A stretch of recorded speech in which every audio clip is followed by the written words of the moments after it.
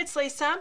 I have a single photo today that I'm going to scrap, and some of the techniques that I'm going to use, I came from an art journal video that I watched, and I can't pronounce the lady's last name, so I'm just going to say Kim, and I'm going to put her full name on the screen, and I'll share a link to her video in the description. It was called Finish in 5, and she used several different things on her page, but I'm going to use a couple of the ideas on mine, and I'm going to do a lot of other things as well. So I'll tell you when I get to that point what I'm doing that's hers. For now, though, I'm going to start out with doing some stamping on the page. And I just happen to have this set of stamps, this is from Lawn Fawn, on my desk. I put away just about everything. That's kind of my habit. I get almost everything cleaned up, and then I start another page. And I had this out, and I thought, well, this would look good as part of the background for my page, because my plan is to have some pattern paper across the top, some gesso, and some misting, and that'll be some of the stuff I'm getting from that art journal page, and then my journaling and title down here at the bottom. And since it's going to be a real artsy page, I thought it might need a little bit of grounding, maybe with some black stamped image on the background here. So using black archival ink, I wish I had used brown. That was the one thing I wish I'd done differently on this layout, and you'll see why in just a little while. But the black is okay. I do happen to have a brown archival ink though. This first stamp though did not come out all that hot. This is a Lawn Fawn stamp, and those normally stamp beautifully. So I was kind of surprised I didn't really test it, because it normally comes out so good. I'm going to come back and redo that one in a little bit. I was wary about redoing whether I would make a mess or not, but it's a piece of white cardstock. I can always flip it over because I haven't put anything else on there. So we'll give the stamping down there at the bottom another try. Fortunately, with the clear stamps, it's fairly easy to line them up. I had to get my head in the way, so I cut some of that out. But it did come out good when I did it the second time. And that stuff dries instantly. Now I can go ahead and go over it with my next layer, which is going to be a bunch of 6x6 pads, and I'm looking for pastel kind of colors. That is not a good picture of me. I realized I've kind of had my hand over my face there. It's not my favorite picture, but it's us eating ice cream, and I wanted to use these pastel colors, even though we eat chocolate ice cream always. I chose sort of sherbet looks, and I punched them with 2 different sizes of scallop punched from Stampin' Up! And cut them roughly in half, and these are going to be like my little ice cream tops. And spend some time getting those placed.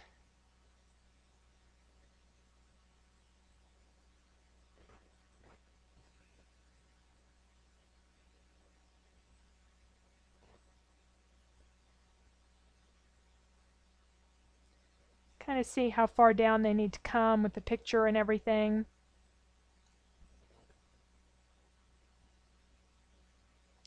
I end up with a few too many blue-green colors there, so I end up taking some of that away. And to put them on, I lined the ruler up good with the gridded mat, and I added a row of tape runner adhesive, and then I just used a little Tombow to add some extra adhesive for the ones that were laying over the top of other little half scallops.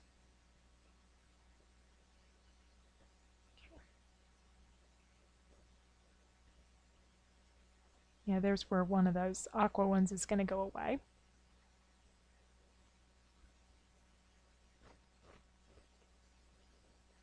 And my trim here is a border sticker from Basic Gray, a little scallop in a chocolate color, and this and the fact that we're eating chocolate ice cream is the reason why I wish I had done brown ink for the archival ink, but it doesn't make that much difference. In fact, quite a bit of it's going to get covered up here very shortly.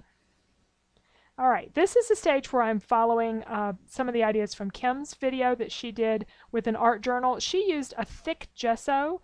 I don't have thick gesso. I just have regular gesso, and I'm going to be mixing it with modeling paste to create a thicker substance, but not as thick as using pure modeling paste. I imagine light modeling paste would work well for this technique, but I didn't have that either. So I just combined the thinner and the thicker mediums together. Really good.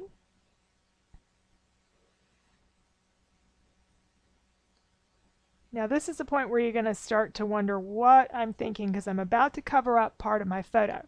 Again, this is not the best picture of me. So 20 years down the road, I open up my album and this stuff is completely disintegrated my photo in some way. I'm not going to care. There are other photos. It's not going to make that much difference. This is just, you know, a more artsy kind of look. So I'm about to put my bubbly stencil on. And I realize that I need to cover up that top. So I just cut part of that border from, or part of that border sticker paper and glue that over the top. This stencil is Studio Calico. It's probably my most used stencil of all time. It just works for everything. You can see all the staining on there, and it's a good quality stencil. It's really held up well. I think all my stencils have held up well. I haven't torn any of them yet.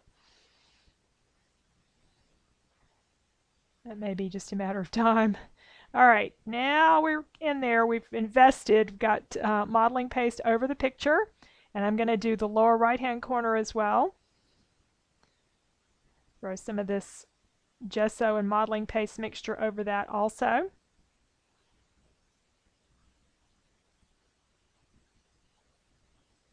And when Kim did this in her art project, she did not use a photo, she used a magazine picture. So I got a little daring here with doing it with a photo. And this is going to need to dry, so I'm going to leave that to dry for quite some time. I am going to leave that top piece of paper that's glued on or taped on over there, because there's nothing that's really sticking it down, so it can lay there, since I'm going to need to keep that covered for my next step of misting. Everything's dried really good. It cracked just a little bit over the photo. That's okay. I have 3 pastel colors to mist with, and I need to cover my photo up because I really don't want to. I don't think pink mist dripping down my face is going to help that picture at all. I'm going to cut this scrap piece of paper down to 4 by 6 and then just tear off the corners. See, I'm going for a very casual look here. And I think I'll start down at the bottom with my misting. I kind of debate about which colors to combine, because you start combining all these different colors, you may get some odd results. I decided to start with the green mist. This is Mint from Heidi Swap. I put some of that on there and add some water to get it to run. The idea is for it to drip like melted ice cream. Not that I ever let my ice cream melt, I eat it too fast. Anyway, and finally, with a little more mist and a little more water, it is melting. And now I'm going to do the same thing with the yellow. And it doesn't take much water. That one ran pretty good. It's a Studio Calico Mr. Huey yellow. Now this will dry, and once it's dried, then I'll do the top part, and I'm going to use the pink and yellow up there. So now I have to hold that in place. Okay, now this is going to be trickier because I have to keep the ink from I've got my paper towel at hand just in case it starts to go all over the place. We're going to start with the pink. Okay, and we'll do add a little bit of yellow. Now I'm not going to let that yellow drip much. I'm going to put most of my water over there on the pink side so that it can drip over to the side of the photo. And again, it's not dripping so hot, so I'm going to have to add a little bit more mist and a little bit more water. That's also a Studio Calico mist. I think that's the Mary Mary mist, which is a fairly new one. Now we're dripping down really good, so we'll let some of it go off the page and a couple of the drips just stop part way. When I was working with that modeling paste, I considered adding a little bit more to the page, and I'm glad I stopped. That's my tendency sometimes, is to go a little too far. A little bit's good, more's better. Sometimes more isn't better. So it's coming along nicely now. Get that drippy kind of look going there. Alright, I considered adding some orange drops to this, but I really didn't have anything else orange. There's a little orange in the paper, but not very much. And so I just discarded that idea. And it's had plenty of time to dry. I think I've let a day or an overnight pass so that it would dry really good. I printed up my journaling that's going to lay kind of on top of some of this misted area, printed that up on some light colored cardstock. It's going to need to be attached with dimensional adhesive because it's just not going to lay flat otherwise. You know, the paper buckles some whenever you put all this mist on there. I did realize that that design at the top needs to be repeated, so I'm going to put a little bit more of that down at the bottom. Take a few of those extra half scallops and put those down there at the bottom. And then my word is the word splurge, and I don't have an E left. I can see what the E is supposed to look like in this stamp set, so I took one of the mini Z's. I always have plenty of Z's and plenty of Q's and J's and stuff I don't use very much, but not enough E's. So I took a Z and started remodeling it because it's a foam letter. It was fairly easy to turn around there and turn it into an E. I've got lots of enamel dots that I want to add to this, kind of like little candies on the ice cream. Again, not something I do, but I think it looks cute with it. I'm just a chocolate ice cream person, so.